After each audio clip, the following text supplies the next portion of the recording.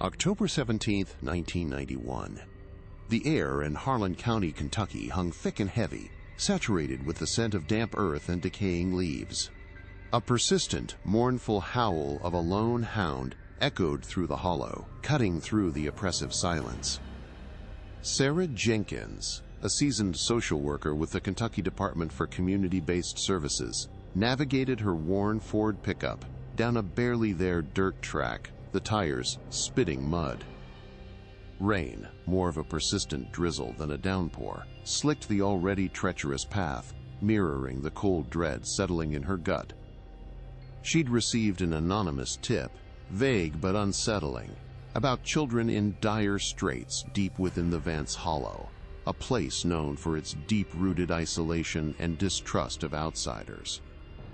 Her headlights cut through the encroaching dusk, illuminating the skeletal trees lining the forgotten path to a ramshackle cabin. Stepping out of her truck, the damp chill immediately seeped into Sarah's bones. The cabin, barely more than a collection of rotting timber, stood silent and foreboding. Her flashlight beam, a solitary beacon, pierced the gloom inside, revealing a scene that would forever sear itself into her memory. The silence was profound, broken only by the frantic, sickening buzz of flies circling a forgotten, long-cold meal on a rickety table. A stark testament to profound neglect. In the far corner, huddled against a wall, was a child, small, impossibly pale, no older than 5, with eyes too wide for their delicate face and limbs too frail for their age. The child stared blankly, utterly devoid of expression. This wasn't just the harsh reality of rural poverty. This was something far more deeply unsettling, a quiet horror she couldn't yet name. Sarah's breath hitched. The air was thick with the scent of decay, not just of leaves, but of something far more sinister, a pervasive neglect that felt almost intentional. Her professional training screamed, danger. The child's blank stare, the profound silence, the air of utter desolation within these walls, it all coalesced into a chilling realization. This wasn't just a welfare check. It was an intrusion into a world deliberately hidden, a secret festering in the heart of the hollow. The child wasn't just neglected, they were a ghost, a living testament to an unseen trauma. As Sarah stood there, the distant wail of the hound seemed to morph into a lament for a lost innocence. How could such a profound violation persist, shielded by the isolation of these hills, for so long? Sarah Jenkins didn't hesitate. The image of that hollow-eyed child was burned into her mind, overriding professional detachment. Back in her truck, she finally reached Sheriff Mark Brody, his voice gruff but attentive. She recounted the scene, the flies, the silence, the child's unsettling blankness, emphasizing this was beyond simple neglect. Brody, understanding the intricate, often unspoken rules of Harlan County, listened patiently. He knew Jedediah Vance's reputation for privacy, a word often thinly veiling deep distrust of outsiders. Sarah made it clear. They needed a warrant, and they needed it yesterday.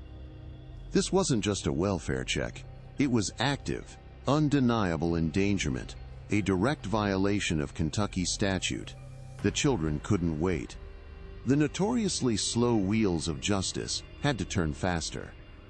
The next morning, under a sky still bruised with rain clouds, Sarah's Ford pickup led Sheriff Brody's patrol vehicle down the treacherous track. Brody, a man of few words but sharp instincts, had secured an emergency warrant citing KRS 530.060 for endangering a minor. As they approached the cabin, Jedediah Vance emerged, seemingly carved from the weathered Appalachian landscape. His face, a roadmap of hard living, hardened further as his eyes met Sarah's, then Brody's. A worn shotgun, held with practiced ease, rested in the crook of his arm. A clear, silent warning. "You got no business here, Sheriff," Jedediah rasped, his voice low. "This is my land, my family." The air crackled with unspoken threats, a standoff between generations of isolation and the encroaching arm of the law. Brody, unfazed, held up the warrant. "We do now, Jedediah.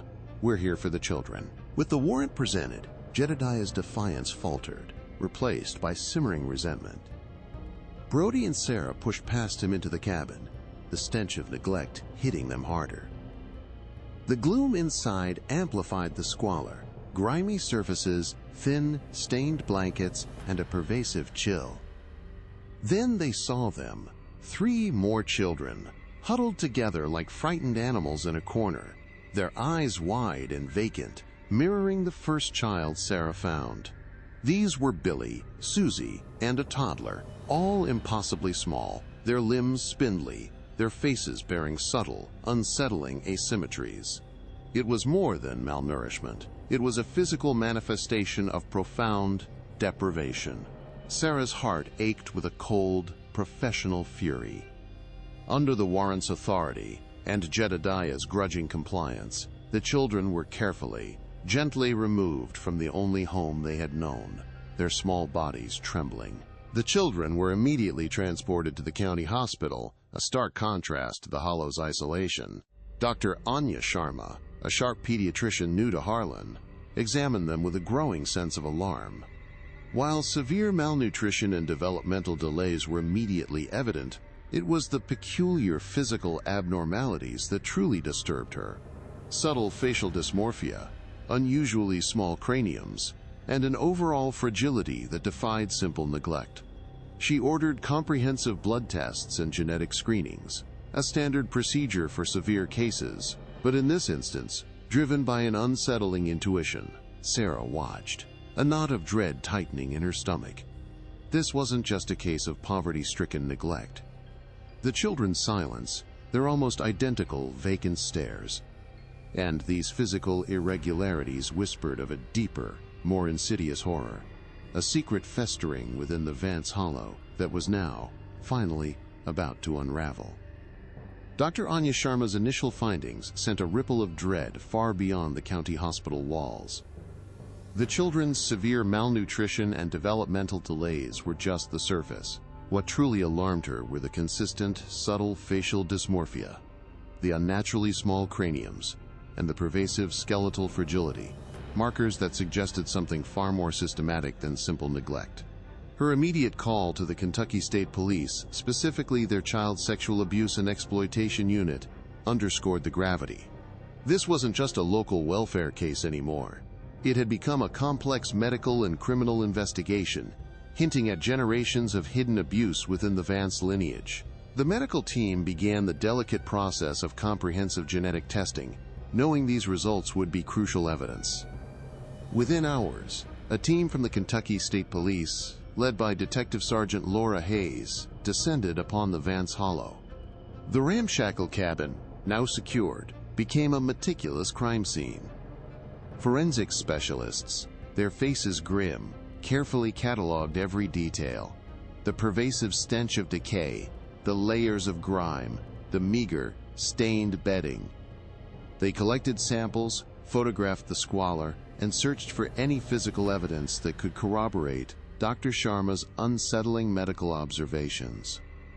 The silence of the hollow, once a shield, now felt like a heavy blanket over a multitude of sins, as every crevice of the dilapidated structure was painstakingly examined for clues to the children's horrifying existence. Back at the state police headquarters, the investigative scope widened. Detective Hayes initiated checks across national databases, including the FBI's National Crime Information Center, NCIC, searching for any past reports or missing persons connected to the Vance name, or similar cases of extreme isolation. Simultaneously, Sarah Jenkins, working closely with local authorities, delved into Harlan County's public records. Old land deeds, census data, and long-forgotten school enrollment lists were scrutinized. Whispers about the Vance folk and their peculiar ways, once dismissed as Appalachian eccentricity, now took on a sinister new meaning. The paper trail, thin as it was, began to paint a picture of deliberate, generations-long seclusion. The most delicate and crucial part of the investigation began with Alara Vance, known as Ellie. Under the guidance of a specialized trauma therapist, Sarah Jenkins attempted to establish a fragile rapport. Ellie, gaunt and profoundly withdrawn, communicated primarily through silence, her hollow eyes reflecting an unspeakable history. Her responses were often monosyllabic, punctuated by long, fearful pauses. The therapist noted classic signs of trauma bonding, a deep-seated, fear-driven loyalty to Jedediah that made it agonizingly difficult for Ellie to articulate the abuse she had endured. It was a slow, painstaking process, requiring immense patience and a profound understanding of psychological trauma. Jedediah Vance, however, proved a far less cooperative subject.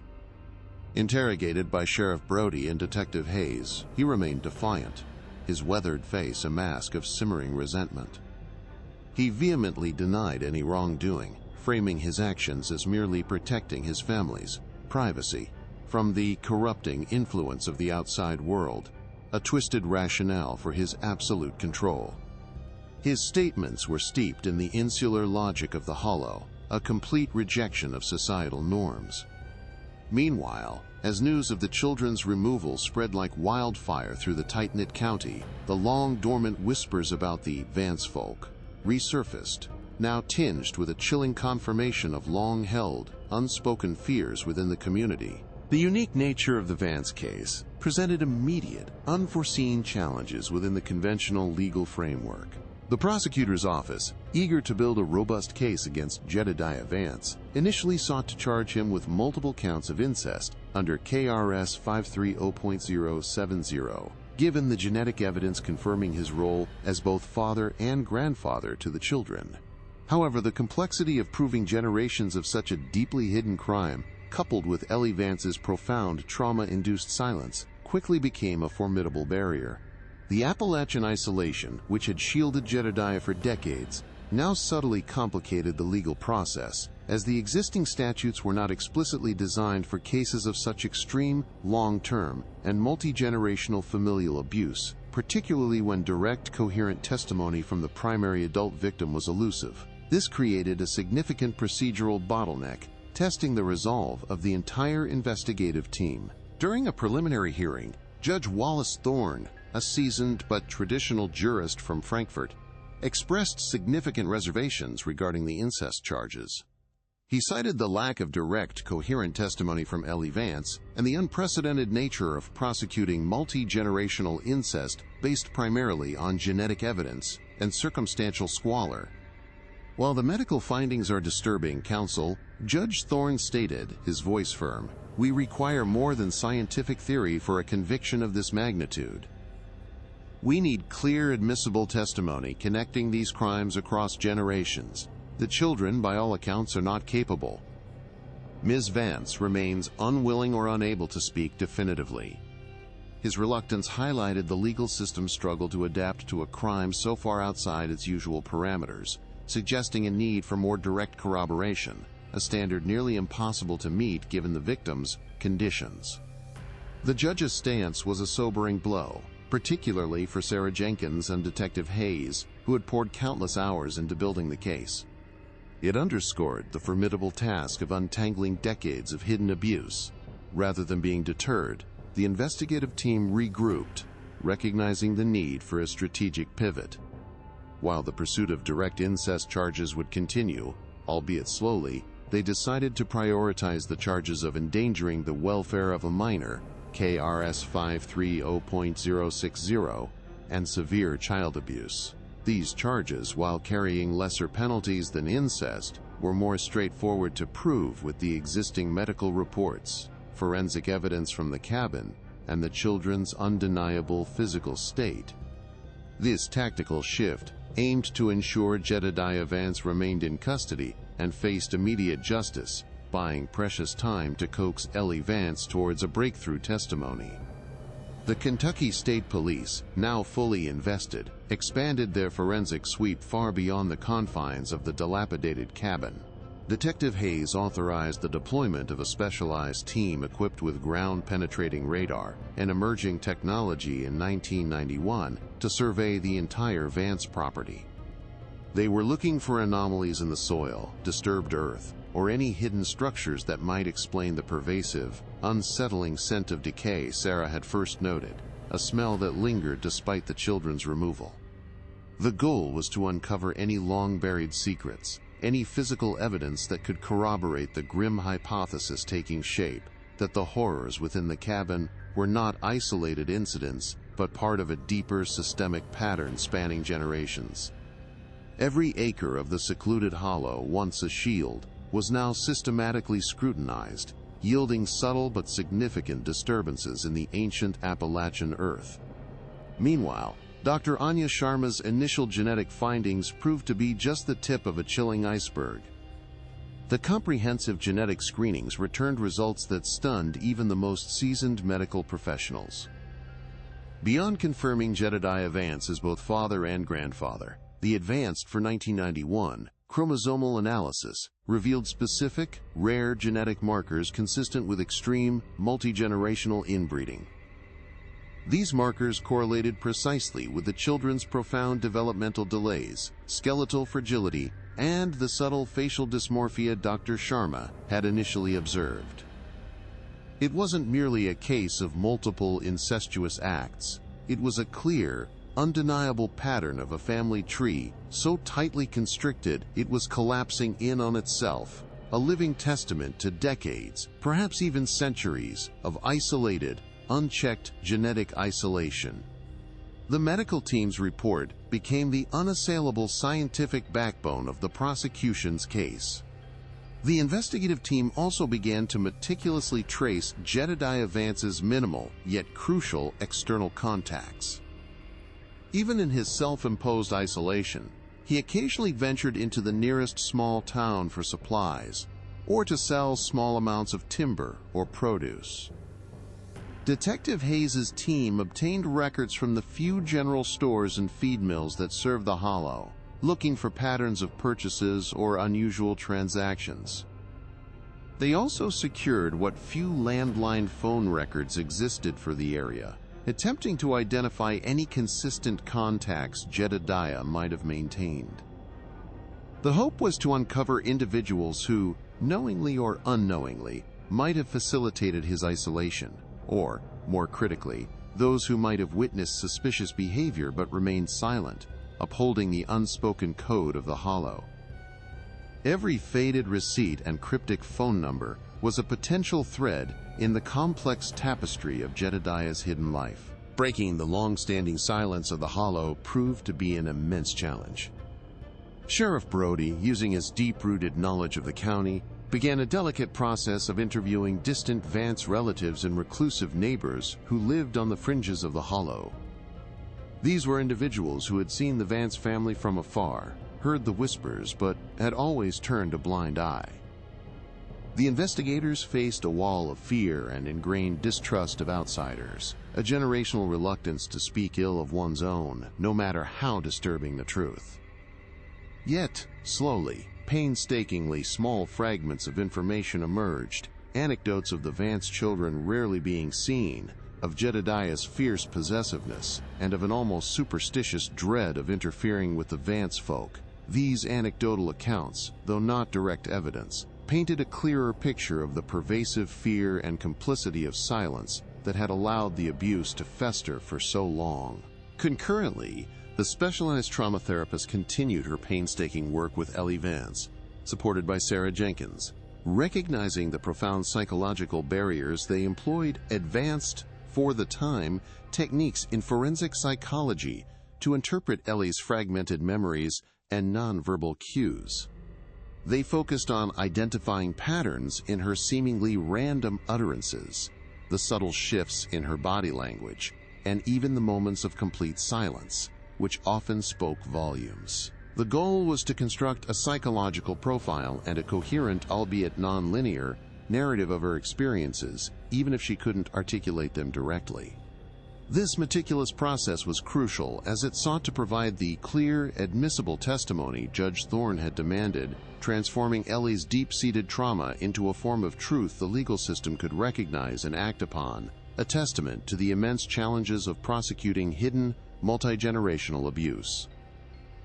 The ground-penetrating radar team, working meticulously across the Vance property, began to register unusual anomalies beneath the dense Appalachian soil. Their advanced equipment, a rare sight in 1991 Harlan County, detected consistent disturbances, not consistent with natural rock formations or old logging paths. These were localized, geometric patterns, deep beneath the surface, particularly concentrated near the dilapidated cabin. Detective Hayes, receiving the preliminary scans, felt a cold dread settle in. The subtle shifts in the Earth's composition hinted at something deliberately concealed, a structure that had been painstakingly hidden for years, perhaps decades. The pervasive, sickening scent Sarah Jenkins had first noted, which defied explanation, suddenly gained a terrifying context.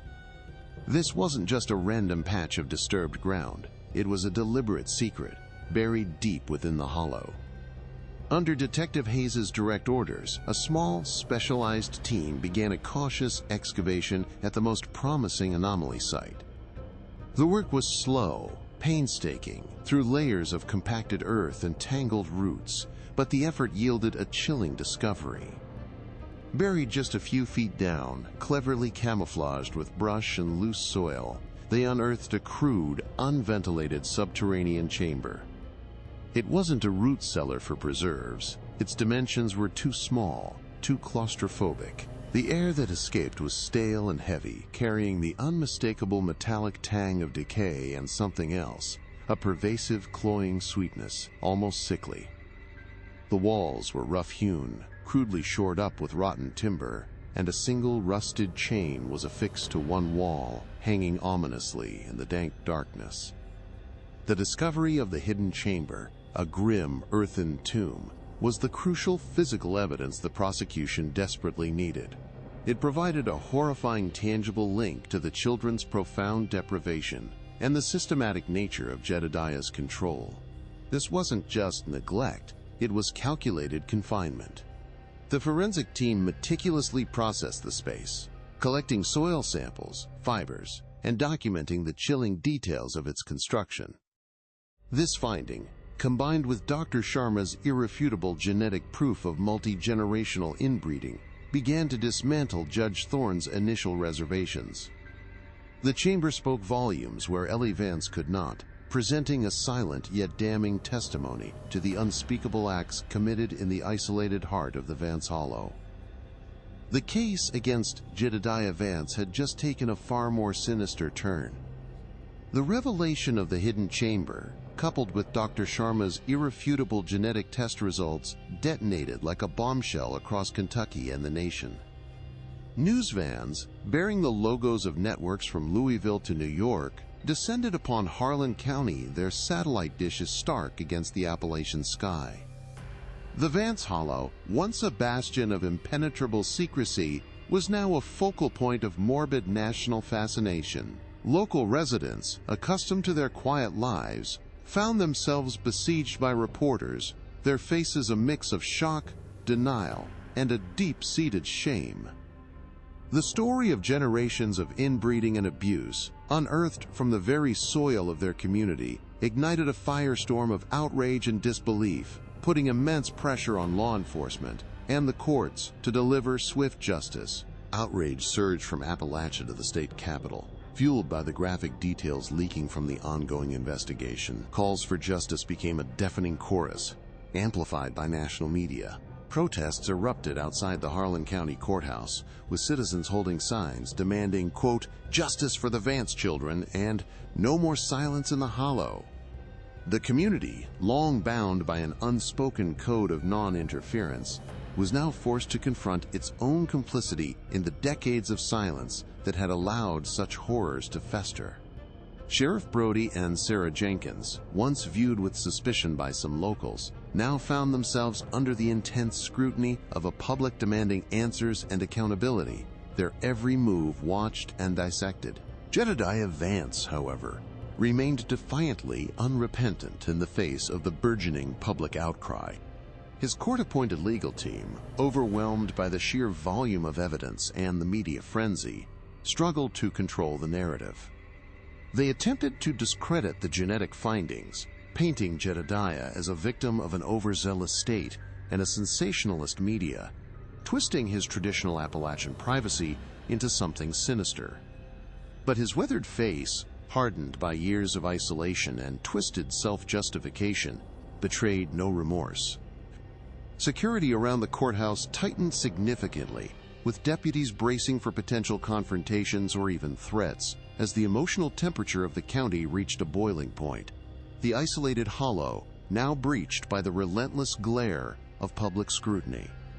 Amidst the escalating chaos, the most fragile victim, Ellie Vance, remained cloistered under the protective care of Sarah Jenkins and the specialized trauma therapist. The media storm, while pushing the case forward, created a volatile, unpredictable environment that threatened to shatter Ellie's already precarious psychological state. Every news report, every whispered rumor, every image of the hidden chamber was a potential trigger. The therapy team worked tirelessly to shield her from the external noise, maintaining a meticulously safe and quiet space for her to continue the agonizing process of recalling her fragmented memories.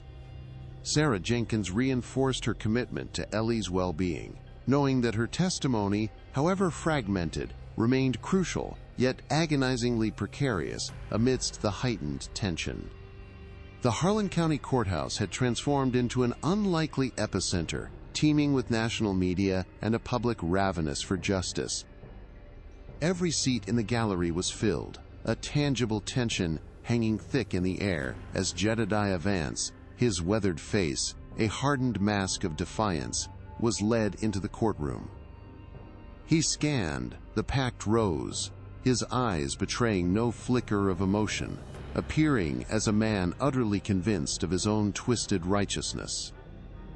Prosecutor David Miller, a seasoned legal veteran dispatched from Frankfurt, began his opening statements, his voice steady as he meticulously outlined the horrifying conditions discovered in the hollow, carefully hinting at the irrefutable scientific evidence that would soon be presented. The collective anticipation in the room was palpable, a county holding its breath, waiting for the moment decades of silence would finally be shattered, exposing the unspeakable truth. The prosecution's star witness, Dr. Anya Sharma, took the stand, her demeanor calm but resolute.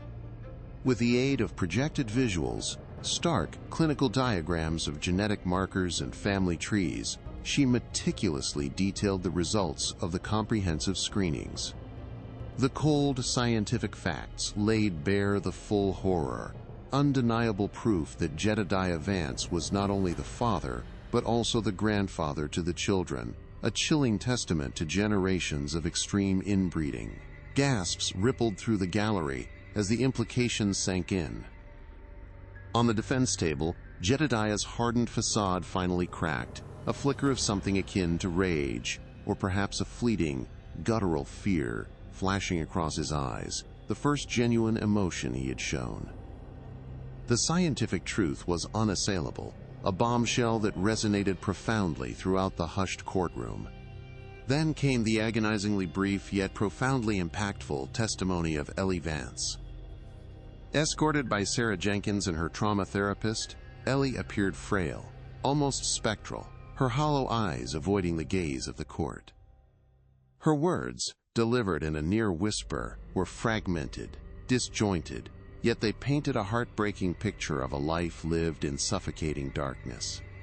Always in the dark, never outside, just him, she murmured, her voice barely audible. Her silence often spoke louder than her words, conveying the deep-seated trauma and fear that had imprisoned her for decades. The prosecutor concluded his case, and the jury, visibly moved by the combined weight of the genetic evidence and Ellie's fragile testimony, retired. Their deliberation was swift, returning a unanimous guilty verdict, on all counts of incest and severe child endangerment, a moment of profound, painful justice for the Vance children. The gavel fell with a final resounding thud, echoing the collective gasp of the packed Harlan County courtroom. Judge Thorne, his face grim, delivered the sentence. Jedediah Vance, found guilty on multiple counts of incest and severe child endangerment, would serve a lengthy term in a state correctional facility, effectively ending his tyrannical reign in the Hollow. The verdict, swift and unanimous, sent a ripple of relief and grim satisfaction through the county, though the scars of the Vance horror would linger for generations. Outside, a throng of media and concerned citizens erupted in a mix of cheers and somber reflection. This wasn't just a local conviction. It was a powerful statement against the dark corners of neglect and hidden abuse, a promise that even the most isolated secrets could, and would, be brought to light.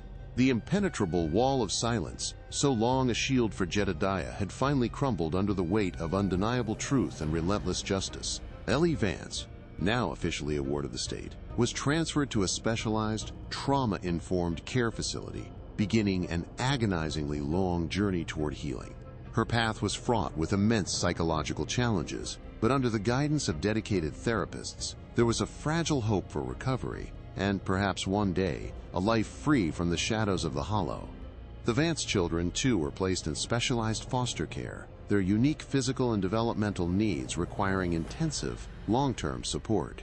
Their young lives, forever marked by the horrors they endured, became a stark, living testament to the urgent need for heightened vigilance in remote communities.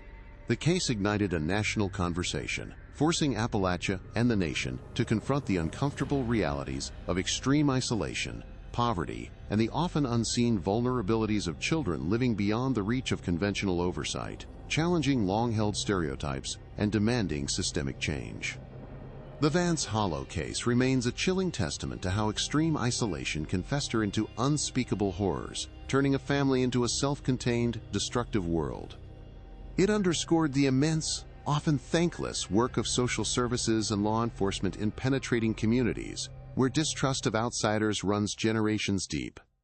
The story, once a whisper of Appalachian folklore, now stood as a stark, undeniable truth. Sometimes, the darkest legends are rooted in the most horrifying realities, a grim reminder that the human capacity for both resilience and depravity knows no bounds.